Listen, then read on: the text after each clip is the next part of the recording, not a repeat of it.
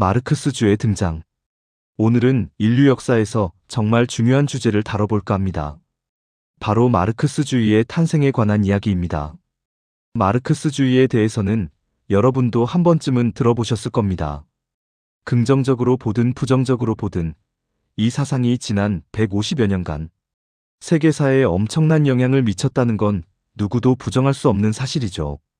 그런데 마르크스주의가 정확히 뭔지, 어떻게 탄생하게 됐는지 제대로 아는 분들은 의외로 많지 않습니다. 본격적으로 들어가기 전에 한 가지 분명히 해둘 게 있습니다. 이 영상은 오늘날 존재하는 사회주의 국가는 실제로 없다는 전제에서 출발합니다. 처음 들어보시는 분들도 계시겠지만 1930~40년대 스탈린 체제도 사회주의가 아니었고 실제로는 자본주의 체제였습니다. 마찬가지로 현존하는 북한이나 중국 사회도 사회주의 국가가 아니라 실제로는 자본주의 국가 유형의 한 형태에 불과합니다. 앞으로 해당 시기의 주제들을 다루는 다른 영상에서 자세히 다루겠지만 오늘은 그동안 우리들이 알아왔던 사회주의 개념과는 다른 새로운 차원에서 사회주의 문제를 알아간다는 마음으로 시작해 보겠습니다. 자, 그럼 마르크스주의가 뭔지부터 명확히 해볼까요? 마르크스주의는 1840년대 유럽에서 등장해서 이후 전 세계로 확산되면서 계속 발전해 나간 사상입니다. 이 사상을 한마디로 정의하자면 크게 세 가지 핵심 요건이 있습니다. 첫째, 마르크스주의는 노동계급의 이해를 대변하는 사상이라는 점입니다. 노동계급의 이해를 대표한다가 아니라 대변한다라는 점을 주의해야 합니다. 예를 들어볼까요? 그동안 우리들이 사회주의 국가라고 배워왔던 중국이나 북한의 지배자들이 중국 농민공들, 북한 주민들의 이해를 대변하고 있나요? 그들은 대표 행세를 하고 있지만 결코 대변하고 있지 않죠. 이제 그 차이를 이해하시겠죠? 마르크스주의는 지배계급이 아니라 바로 일하는 사람들, 노동자들의 편에 서는 사상이죠. 둘째, 마르크스주의는 계량주의가 아니라 혁명 사상이라는 점입니다. 기존 체제를 조금씩 고쳐나가자는 게 아니라 근본적으로 바꿔야 한다는 입장입니다. 셋째, 마르크스주의는 민족주의가 아니라 노동자 국제주의라는 점입니다. 특정 나라의 노동자만이 아니라 전 세계 노동자들의 단결을 주장하는 거죠. 그래서 한마디로 요약하면 마르크스주의는 국제노동자혁명 사상이라고 할 수 있습니다. 이 세 가지 조건 중 하나라도 빠지면 진정한 의미에서 마르크스주의라고 할 수 없습니다. 그런데 여기서 중요한 질문이 나옵니다. 왜 하필 19세기 중반 유럽에서 이런 사상이 등장했을까요? 그건 바로 산업혁명을 통해 근대 자본주의 사회가 발전하면서 노동자 계급이라는 새로운 계급이 탄생했기 때문입니다. 자본의 대칭점으로서 노동자 계급이 역사 무대에 등장하지 않았다면 마르크스주의도 탄생할 수 없었을 겁니다. 마르크스주의에서 말하는 사회주의의 진정한 의미. 오늘날 널리 알려져 있는 사회주의라는 개념과 마르크스가 말했던 사회주의는 완전히 다른 개념입니다. 어떻게 다른지 한번 살펴볼까요? 여러분이 사회주의, 공산주의라는 말을 들으면 무엇이 떠오르시나요? 아마 대부분 옛소련, 북한, 중국 같은 나라들을 생각하실 겁니다. 냉전 시대를 거치며 우리는 자연스럽게 이런 나라들이 곧 사회주의 국가라고 배워왔으니까요. 하지만 여기 놀라운 사실이 있습니다. 마르크스와 엥겔스가 말했던 사회주의는 이런 나라들과는 아무런 관련이 없습니다. 그럼 마르크스는 사회주의를 어떻게 정의했을까요? 두 가지 핵심 요소가 있습니다. 첫째는 사회주의는 사회적 생산에 대한 노동계급의 집단적 통제를 뜻합니다. 쉽게 말하면 공장과 농장 같은 생산 현장을 실제로 일하는 노동자들이 직접 관리하고 운영한다는 뜻입니다. 이런 체제에서는 사회 구성원 다수의 이해가 정책에 반영되기 때문에 생산이 소비에 종속되는 체제입니다. 여기서 오해해서는 안 될 말이 소비라는 말입니다. 여기서 말하는 소비란 과소비를 의미하는 것이 아니라 대중의 필요를 지칭하는 말입니다. 기존 사회주의 국가들은 사회적 생산의 통제를 노동계급이 아래로부터 집단적으로 통제하는 것이 아니라 계급화된 관료들이 국가를 매개로 위로부터 지령하는 명령경제였던 것이죠. 이는 생산에 대한 아래로부터의 집단적 통제를 강조한 마르크스주의와는 아무런 관련이 없습니다. 이런 국가자본주의 체제에서는 생산이 자본의 축적에 종속됩니다. 마르크스는 이런 체제를 그의 저서 자본론에서 바로 자본주의의 주요 특징으로 분석했습니다. 둘째, 마르크스주의는 노동계급의 자기해방 사상입니다. 사회주의는 다른 계급, 예컨대 국가관료나 수령이 위로부터 선사해주는 사회체제나 사상이 아닙니다. 사회주의는 오로지 노동자 계급 자신이 스스로의 힘에 의해 셀프 해방을 추구하는 사상입니다.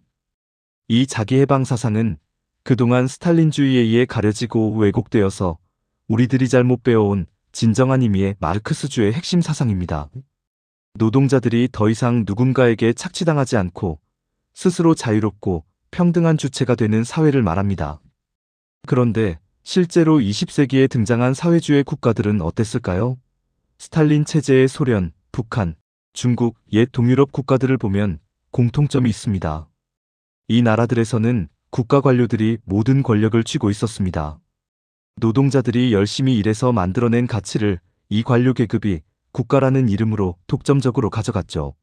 생각해보세요. 노동자들이 생산을 통제한 게 아니라 관료들이 모든 걸 결정했습니다. 노동자들은 해방된 주체가 아니라 여전히 착취당하는 대상이었어요. 마르크스가 꿈꾼 사회는 노동자들이 주인이 되는 세상이었습니다. 하지만 스탈린이 만든 체제인 옛소련과 스탈린주의에서 비롯되고 변형된 중국이나 북한 사회는 관료 또는 수령이라는 독재자가 새로운 지배계급이 된 세상이었죠. 이 차이를 이해하는 것, 바로 이것이 마르크스주의를 제대로 공부하기 위한 전제 조건입니다. 그럼 1840년대 마르크스주의가 어떻게 등장했는지 봅시다. 1847년 말 파리에서 추방당한 두 명의 독일인 칼 마르크스와 프리드리히 엥겔스는 작은 분량의 소책자를 발표했습니다. 이것이 바로 역사상 가장 큰 영향력을 발휘한 공산주의 선언입니다. 놀라운 건 뭐냐면 이 소책자가 혁명이 임박했다고 예측했는데 정말로 초판에 잉크가 마르기도 전에 1848년 혁명이 터진 겁니다. 그런데 이것만으로는 이 책의 엄청난 영향력을 설명할 수 없습니다. 진짜 대단한 건 겨우 40여 쪽 분량으로 새로운 산업자본주의 사회의 등장을 전체 인류 역사의 맥락에서 파악했다는 점입니다. 산업자본주의 역시 그 이전의 봉건제도와 마찬가지로 역사적인 것에 불과하다는 점을 보여주려 했고 이미 그 체제 안에서 거대한 계급 갈등이 싹트고 있다는 걸 설명하려 했던 거죠.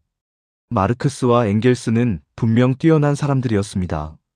하지만 그들의 영향력은 단순히 개인의 천재성 때문만은 아니었어요.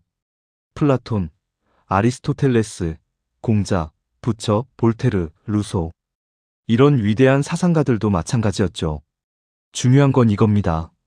마르크스와 엥겔스는 특정 시대의 모든 모순이 한꺼번에 폭발하는 장소와 시대에 살았습니다.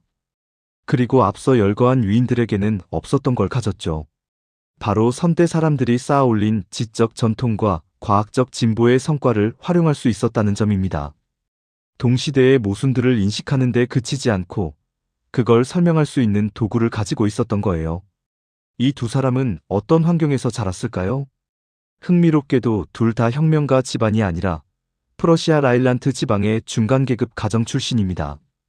마르크스의 아버지는 유대인 집안에서 태어났지만 프로테스탄트로 개종한 유복한 공무원이었고 엥겔스의 아버지는 라일란트와 영국 맨체스터에 공장을 가진 부유한 공장주였습니다. 그런데 1830~40년대 라일란트는 특별한 곳이었습니다. 독일에서 자본주의가 가장 발달한 지역이었죠. 불과 몇십 년 전 프랑스가 이 지역을 점령했을 때 봉건 사회의 잔재를 모두 쓸어버렸습니다. 하지만 나중에 다시 라일란트를 통치하게 된 프러시아 군주정은 여전히 봉건적이었어요. 이런 모순 속에서 라일란트의 중간 계급들은 나이 든 사람들조차도 개혁에 대한 열망을 품고 있었습니다. 젊은 세대는 어땠을까요? 당연히 더 급진적이었죠. 마르크스와 엥겔스가 자란 건 바로 이런 환경이었습니다. 당시 독일 전체는 19세기 초반 수십 년 동안 지적 반동의 시기를 겪고 있었습니다. 독일의 가장 유명한 철학자 헤겔은 어땠을까요? 그는 인류의 정신이 역사를 통해 발전한다는 오랜 믿음을 신비스럽고 종교적인 색깔로 덧칠하면서 프러시아 국가를 찬양하고 있었습니다. 기존 체제를 정당화하는 보수적인 입장이었던 거죠. 하지만 1830~40년대 대학에 들어간 젊은 세대는 달랐습니다. 이들은 계몽 사상과 프랑스 혁명 초기의 사상으로 돌아가려는 움직임을 보였어요. 청년 해겔주의자라 불린 브루노 바우어는 해겔의 변증법, 즉 모든 사물이 모순을 통해 변화한다는 사상을 기존 독일 사회를 비판하는 데 활용했습니다. 슈트라우스는 신약 성서에 대해 의문을 제기했고, 루트비 포이어바흐는 80년 전 프랑스 계몽주의자들이 개척한 유물론 철학을 계승했습니다. 마르크스와 엥겔스도 이런 지적 흐름 속에 있었습니다. 과거와 현재 사이에 갇혀있는 독일 사회를 이해하려고 고심하던 젊은이들이었죠. 그들은 해겔을 연구했고 포이어바흐의 주장을 받아들였으며 슈트라우스의 종교 비판을 수용했습니다. 하지만 여기서 멈추지 않았어요. 이게 중요합니다. 엥겔스의 아버지는 아들을 영국 맨체스터에 있는 자기 공장으로 보내 경영을 돕게 했습니다. 아마 아들이 사업을 배우길 원했겠죠. 그런데 엥겔스가 맨체스터에서 본 건 뭐였을까요? 독일의 자유주의 이상이 약속하는 밝은 미래와 영국 산업혁명을 통해 등장한 노동자들의 비참한 삶의 현실이 정면으로 충돌하는 광경이었습니다. 그는 거기서 본 것을 영국 노동계급의 상태라는 책으로 기록했습니다. 더 중요한 건 엥겔스가 이런 현실에 맞서 싸우는 노동자들을 봤다는 겁니다. 1842년 대규모 총파업 직후 맨체스터에 도착한 엥겔스는 차티스트 운동에 참여하게 됩니다. 차티스트 운동은 노동자들이 선거권을 요구하며 벌인 최초의 대규모 노동운동이었죠. 이 운동을 통해 엥겔스는 로버트 오원의 공상적 사회주의 저작들을 읽게 되고 기존 체제를 옹호하는 정치경제학을 비판적으로 연구하기 시작합니다. 마르크스는 조금 다른 경로를 걷습니다. 그리스 원자론에 대한 박사학위 논문을 끝낸 뒤 24살의 나이로 최근 창간된 자유주의 신문라인 신문의 편집장이 됩니다. 여기서 마르크스는 처음으로 물질 문제와 정면으로 대면하게 됩니다. 뭐냐면 숲에서 땔감을 주워 모으는 농민들의 오래된 관행을 귀족들이 도둑질로 규정하려 했던 거예요. 이 문제를 다루면서 마르크스는 생각하기 시작합니다. 재산이란 대체 뭘까? 어디서 비롯된 걸까? 당연히 프러시아 검열 당국과 충돌했고 신문은 6개월 만에 발간 금지됩니다. 마르크스는 파리로 추방당했죠. 파리에서 마르크스는 중요한 깨달음을 얻습니다. 해겔의 법철학을 비판적으로 읽으면서 단순히 자유주의적 헌법을 만드는 것만으로는 사람들에게 진정한 자유를 가져다 줄 수 없다는 확신을 갖게 된 거예요. 그리고 애덤 스미스와 리카도 같은 사람들의 정치경제학을 본격적으로 연구하기 시작합니다. 그러면서 인간의 소외 문제를 탐구합니다. 마르크스는 애덤 스미스와 리카도가 설명한 자본주의 체제를 연구하면서 한 가지 중요한 발견을 합니다. 이 체제에서는 인간의 삶이 시장의 작동에 좌우된다는 거예요. 그런데 여기서 아이러니가 뭐냐면 시장이라는 게 결국 인간의 노동 생산물들이 서로 상호작용하는 것에 불과하다는 점입니다. 다시 말해 인간이 자신이 과거에 수행한 노동에 종속되고 만다는 거죠. 포이어바흐라는 철학자가 이미 소외라는 개념을 제시한 적이 있었습니다. 포이어바흐는 소외를 인간이 스스로 만들어낸 신을 숭배하는 방식에서 비롯된다고 봤습니다. 마르크스는 이 소외 개념을 자본주의 시장에 적용했습니다. 마르크스의 말을 직접 들어볼까요? 노동으로 생산하는 물건, 즉 노동 생산물은 생산자와는 무관한 이질적인 하나의 힘으로서 노동과 대립하게 된다. 노동 생산물은 물건으로 굳어진 노동이며 사물로 뒤바뀐 노동의 대상화다. 무슨 말이냐면 우리가 만든 것이 오히려 우리를 지배하게 된다는 겁니다. 마르크스는 소외가 구체적으로 어떻게 나타나는지 생생하게 묘사합니다. 노동자는 더 많이 생산하면 할수록 더 적게 소비해야만 한다. 그가 더 많은 가치를 창조할수록 그 자신은 더 무가치하고 보잘것없는 존재가 된다. 생각해보세요. 공장에서 물건을 더 많이 만들수록 노동자 자신은 더 가난해지는 겁니다. 역설적이죠. 체제는 노동을 기계로 대체하지만 일부 노동자들을 다시 야만적인 노동 속으로 내동댕이 치고 다른 노동자들을 기계로 만들어 놓는다. 체제는 지식을 낳지만 노동자의 사고는 마비시킨다. 더 가슴 아픈 표현도 있습니다. 분명 노동은 부자들에게 멋들어진 것들을 생산해주지만 노동자에게는 결핍만을 안겨준다. 호화로운 대저택이 생겨나지만 노동자에게는 초라한 판자지뿐이다. 아름다움을 만들어내지만 노동자에게는 추함이 돌아갈 뿐이다. 그리고 이 구절이 정말 중요합니다. 노동자는 일에서 벗어났을 때만 자아를 느끼며 일하는 동안에는 자신이 껍데기일 뿐이라고 느낀다. 그는 일하지 않을 때 마음이 편안하고 일하는 동안에는 편안함을 느낄 수 없다. 여러분, 월요일 아침 출근길에 그 느낌 아시죠? 마르크스는 170년 전에 이미 그걸 정확히 포착한 겁니다. 마르크스는 이런 비인간성을 극복하려면 노동자가 생산 과정을 집단으로 통제하는 방식, 즉 사회주의를 통해서만 가능하다고 결론지었습니다. 인간 해방은 단순히 봉건주의의 잔재를 없애는 정치혁명으로는 안 되고 사회 전체를 근본적으로 바꾸는 사회혁명을 통해서 달성된다는 거죠. 마르크스주의 사상의 발전 과정. 마르크스와 엥겔스는 파리와 브뤼셀에서 독일의 망명사회주의자 그룹들에 참여하면서 자신들의 새로운 사상의 실천적 내용을 부여하려 했습니다. 이런 노력이 최고조에 달한 건 의인동맹이라는 망명 직공들의 조직에 참여했을 때였어요. 의인동맹은 나중에 공산주의자 동맹으로 이름을 바꿨고 마르크스와 엥겔스에게 강령을 써달라고 부탁합니다. 그렇게 탄생한 게 앞에서도 일부 언급한 바로 공산주의 선언입니다. 그 과정에서 마르크스와 엥겔스는 계속 사상을 발전시켰습니다. 신성가족과 독일 이데올로기에서 두 사람은 좌파 해결주의자들을 비판했어요. 미신에 맞선 이성의 싸움만으로 사회가 바뀔 수 있다는 계몽주의적 생각이 한계가 있다는 거였죠. 포이어바흐의 유물론을 받아들이면서도 그것을 뛰어넘었습니다. 포이어바흐는 종교를 소외된 인간성의 표현이라고 했지만 왜 그런 소외가 발생하는지는 묻지 않았던 겁니다. 마르크스와 엥겔스는 답을 찾았습니다.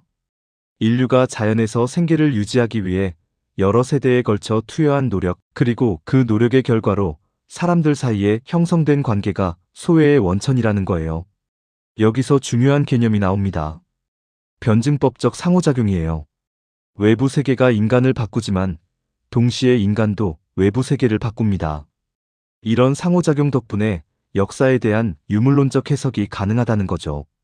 마르크스와 엥겔스는 선언에서 역사에 대한 유물론적 해석을 정치경제학 비판과 결합해서 역사와 사회에 대한 총체적인 관점을 제시하는데 이것이 바로 지금 살펴보는 선언의 내용들입니다. 공산주의 선언의 주요 내용. 사람들이 가끔 마르크스를 150년도 더 된 낡은 사상가라고 비판합니다. 정말 그럴까요? 놀랍게도 1847년에 쓰인 공산주의 선언은 오늘날의 세계화된 세계를 예언하고 있는 것처럼 보입니다. 직접 읽어볼까요? 자신의 생산물 시장을 끊임없이 확장해야 할 필요성 때문에 부르주아지는 지구 전체를 훑고 다녀야 한다. 부르주아지는 어느 곳에서나 둥지를 틀어야 하고 정착해야 한다. 이거 요즘 다국적 기업들 얘기 아닌가요? 부르주아지는 세계 시장을 개척함으로써 모든 나라의 생산과 소비에 세계적인 성격을 부여했다. 전에는 지역과 민족에 따라 서로 단절된 채 자급자족하던 세계가 이제는 모든 방향으로 상호작용하고 있으며 각 나라는 전 세계적으로 서로 의존하고 있다. 바로 우리가 살고 있는 세계 아닙니까? 온갖 생산 도구들을 급속히 개량하고 통신을 대단히 수월하게 만들므로써 부르주아지는 모든 나라를 문명으로 통합시켰다. 그들은 값싼 상품이라는 포탄을 퍼부어 어떤 만리장성이라도 무너뜨린다. 값싼 상품이라는 포탄이라는 표현 정말 탁월하지 않나요? 오늘날 중국산 저가 제품들이 전 세계 시장을 점령하는 걸 생각해보세요. 부르주아지는 모든 나라들로 하여금 멸망을 피하기 위해 부르주아적 생산 양식을 채택하게 만든다. 한마디로 부르주아지는 자신의 모습을 본뜬 세계를 창조한다. 마르크스가 비판받아야 한다면 그의 설명이 시대에 뒤떨어져서가 아니라 오히려 그가 묘사한 과정이 1847년에는 아직 맹아 형태로만 존재했기 때문입니다. 마르크스의 묘사는 1847년보다 오늘날의 세계에 훨씬 더 정확히 들어맞습니다. 자본주의의 모순과 역동성. 마르크스와 엥겔스는 소외 개념을 더 간단하게 표현합니다. 부르주아 사회에서 살아있는 노동은 축적된 노동을 증가시키기 위한 수단일 뿐이다. 과거가 현재를 지배한다. 자본은 독립적이며 인격을 갖고 있지만 살아있는 인간은 종속적이며 인격이 없다. 이어 자본주의 체제에 대한 신랄한 비판으로 이어집니다.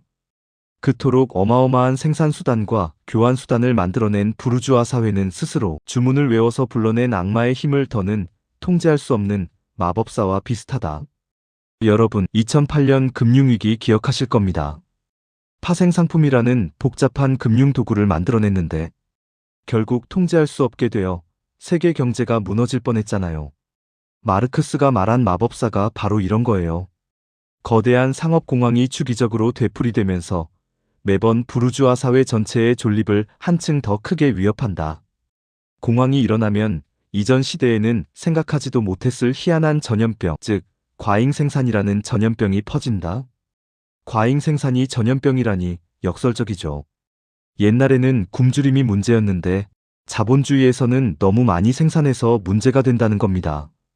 마치 인류를 멸망시킬 세계대전이나 굶주림 때문에 모든 생계수단의 공급이 멎은 것처럼 보이며 공업과 상업은 파괴된 것처럼 보인다. 하지만 왜? 생계수단이 너무 많고 공업이 너무 많고 상업이 너무 많기 때문이다. 그럼 부르주아지는 이런 공황에서 어떻게 빠져나올까요? 한편으로는 생산력을 강제로 대량 파괴함으로써 다른 한편으로는 새로운 시장을 개척하고 기존 시장을 더 철저하게 쥐어짜는 것을 통해 공황을 극복한다. 다시 말해서 부르주아지는 좀 더 광범하고 좀 더 파괴적인 공황을 준비하고 그런 공황을 예방하는 수단들을 줄임으로써 공황에서 벗어나는 것이다. 결국 문제를 밀어놓을 뿐 더 큰 위기를 준비하는 셈이라는 거죠. 자본주의의 특징은 끊임없는 변화입니다. 마르크스와 엥겔스는 자본주의 사회와 그 이전 계급 사회의 중요한 차이점을 지적합니다. 봉건제 같은 이전 사회의 지배계급은 어땠을까요? 자신들의 지배를 강화하기 위해 보수주의를 강요했습니다. 변화를 싫어했죠. 하지만 자본주의는 다릅니다. 부르주아지는 생산도구를 끊임없이 혁신하지 않고서는 따라서 생산관계와 사회의 모든 관계를 혁신하지 않고서는 생존할 수 없다. 자본가들 자신은 보수적일지 몰라도 자본주의 경제 자체가 끊임없는 변화를 요구한다는 겁니다. 혁신하지 않으면 경쟁에서 도태되니까요. 생산의 끊임없는 혁신, 모든 사회 조건의 지속적인 교란, 그리고 영원한 불확실성과 동요는 부르주아 시대를 그 이전의 모든 시대와 구별해준다. 그리고 이 유명한 구절이 나옵니다. 고정되고 굳어진 모든 관계는 그것에 따라붙는 오래되고 고색창연한 편견들과 더불어 휩쓸려 나가며 새로 만들어진 모든 관계는 미처 굳어지기도 전에 낡은 것이 돼버린다. 단단한 것은 모두 기체가 되어 흩어지고 신성한 것은 모두 모독당하며 인간은 결국 자신이 처한 삶의 현실과 자신이 동류 인간들과 맺고 있는 관계를 있는 그대로 냉정하게 바라볼 수밖에 없게 된다. 단단한 것은 모두 기체가 되어 흩어진다는 이 표현이 자본주의의 본질을 정말 잘 포착하고 있지 않나요?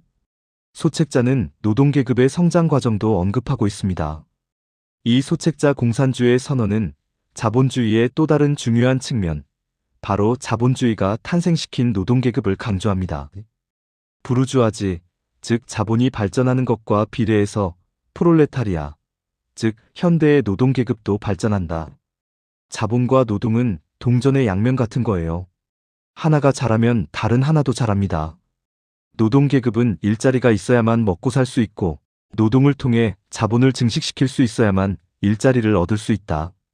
자기 자신을 조각조각 나눠서 팔아야 하는 노동자들은 다른 상거래 품목과 마찬가지로 하나의 상품이며 따라서 경쟁에 뒤따르는 온갖 부침과 시장 변동의 충격에 노출돼 있다. 노동자는 자신의 노동력을 파는 거죠. 그것도 조각조각 나눠서 시간당 얼마, 일당 얼마 이런 식으로요. 그리고 다른 상품과 마찬가지로 시장 변동에 휘둘립니다. 하지만 여기서 중요한 변화가 일어납니다. 노동계급은 자본주의 자체의 발전 때문에 하나의 세력으로 단결하게 된다는 거예요. 산업이 발전하면서 프롤레타리아는 수적으로 늘어날 뿐 아니라 거대하게 밀집되고 힘이 커지며 그런 힘을 더 많이 자각하게 된다. 생각해보세요. 산업혁명 초기에는 소규모 작업장에 몇 명씩 일했습니다. 하지만 대공장이 생기면서 수백, 수천 명의 노동자가 한 곳에 모이게 됐죠. 이게 중요합니다. 같은 공간에 모이면 자연스럽게 소통하고 공통의 이해관계를 깨닫게 되니까요. 기계가 노동의 차이를 모두 없애고 거의 모든 곳에서 임금이 똑같은 수준으로 낮아짐에 따라 프롤레타리아 내부의 다양한 이해관계와 삶의 조건은 갈수록 평준화한다. 초기 산업화에서는 숙련 노동자와 비숙련 노동자의 구별이 줄어들고 모두 비슷한 처지가 되는 거죠. 상업공황 때문에 노동자들의 임금은 변동폭이 더욱 커진다. 그 어느 때보다 더 빨리 발전하는 기계를 계속해서 개량하기 때문에 노동자들의 삶은 갈수록 불안정해진다. 이런 상황에서 노동자를 하나의 계급으로 조직하기 시작하는 연합체, 즉 노동조합들이 발전합니다. 그리고 마르크스와 엥겔스는 유명한 결론을 내립니다. 근대 산업의 발전에 따라 부르주아지가 생산물을 생산하고 전유하는 기초 그 자체가 그들의 발밑에서 무너져 내린다. 따라서 부르주아지는 무엇보다도 자신의 무덤을 파는 사람들을 생산한다. 자본주의가 발전할수록 노동계급도 강해지고 결국 그 노동계급이 자본주의를 극복할 거라는 예측입니다. 중세 봉건제가 1000년의 역사를 가지고 있습니다. 그에 비하면 자본주의의 역사는 아직 길지 않습니다. 19세기, 20세기 역사만 보고 노동계급의 역사적 역할을 평가하기에는 이릅니다. 물론 소책자 공산주의 선언 내용 가운데에는 당시 상황에 대해 부분적으로 부정확한 묘사들도 존재합니다. 아프리카, 아시아, 아메리카 대륙의 상황과는 더욱 거리가 멀었죠. 선언은 오히려 미래의 발전 추세를 예견한 것이라고 봐야 합니다. 당시 프랑스와 독일에서 산업 노동계급은 여전히 전체 인구 가운데 소수였습니다. 독일에서는 1870년에도 공장 노동자가 전체 노동인구의 10%에 불과했어요. 1848년 영국의 경우 그 비중이 훨씬 컸지만 여전히 많은 사람들이 농장, 소규모 작업장에서 일하거나 하인으로 일했습니다. 하지만 마르크스와 엥겔스는 자본이 전 세계를 정복함에 따라 산업 노동계급이 성장할 것이라는 점을 분명히 알고 있었습니다. 그리고 그들의 예측은 맞았습니다.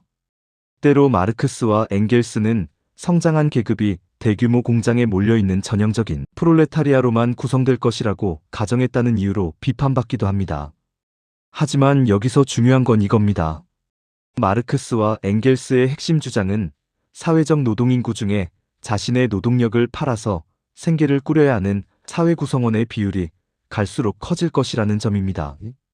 공장에서 일하든 사무실에서 일하든 고객지원센터에서 일하든 작업복을 입었든 정장을 입었든 청바지를 입었든 상관없어요.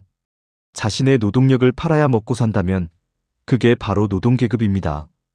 이런 관점에서 보면 오늘날 모든 종류의 노동자가 국제 경쟁에서 기업이나 국가가 성공하는 것에 생계가 달려있다는 소리를 듣는 마당에 마르크스와 엥겔스의 논리가 틀렸다고 말하기는 어렵습니다. 마르크스와 엥겔스는 선언 끝부분에서 자본주의가 전 세계적으로는 아직 미발전 상태임을 부분적으로 인정했습니다. 공산주의자는 주로 독일에 주력한다. 왜냐하면 독일은 부르주아 혁명 전야에 있기 때문이다. 그리고 독일의 부르주아 혁명은 17세기 영국 혁명과 18세기 프랑스 혁명 당시보다 유럽 문명이 훨씬 더 발전해 있고 훨씬 더 강력한 프롤레타리아가 존재하는 상황에서 수행될 수밖에 없다고 했습니다. 그래서 그 부르주아 혁명은 그 직후에 다가올 프롤레타리아 혁명의 전주곡일 뿐이라고 봤죠. 혁명이 임박했다는 그들의 주장은 완전히 올바른 것으로 입증됐습니다. 정말로 1848년 혁명이 터졌으니까요. 그리고 이번 혁명에서 노동자들의 역할이 전보다 훨씬 두드러질 것이라는 주장도 맞았습니다.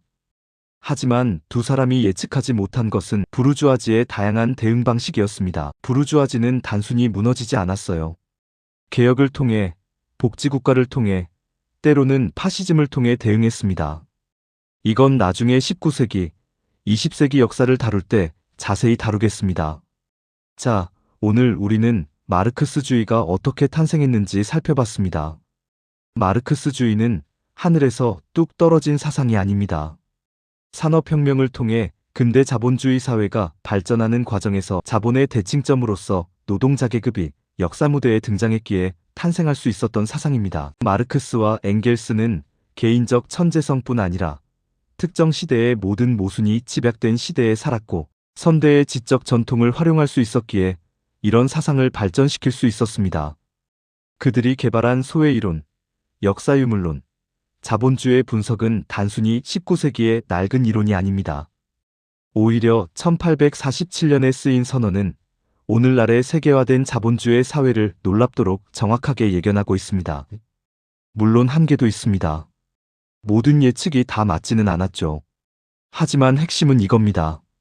자본주의 체제의 근본적 모순, 즉 소수가 생산수단을 소유하고 다수가 노동력을 팔아야 하는 구조, 그리고 그 속에서 주기적으로 발생하는 공황과 노동계급의 성장이라는 경향성은 여전히 유효하다는 점입니다. 만국의 노동자여 단결하라라는 선언의 마지막 문장에서도 할 수 있듯이 마르크스주의는 노동계급의 이해를 대변하는 국제노동자혁명 사상으로 탄생했습니다. 이 사상이 이후 어떻게 발전했고 실제 역사에서 어떤 역할을 했는지는 앞으로 19세기 후반기, 20세기 역사를 다루면서 계속 살펴보도록 하겠습니다. 오늘 영상은 여기까지입니다. 영상이 도움이 되셨다면 구독과 좋아요도 부탁드리겠습니다. 시청해주셔서 감사합니다.